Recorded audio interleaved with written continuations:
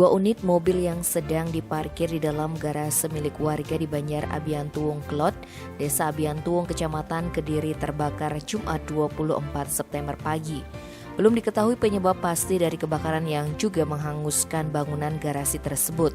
Namun tim laboratorium forensik dari Polda Bali telah mengambil beberapa sampel di lokasi kejadian. Informasi di lapangan menyebutkan bangunan garasi yang terbakar merupakan milik Iketut Tampuk dari lingkungan Banjar setempat.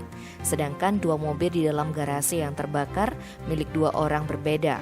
Suzuki FVV Pickup adalah milik Iwayan Sudane, sedangkan Avanza milik Putu Astike. Kasubag Humas Polres Tabanan Ibtu Nyoman Subagio mengatakan, berdasarkan laporan awal, kebakaran itu diketahui pertama kali sekitar pukul 8.30. Namun peristiwa tersebut masih dalam penyelidikan.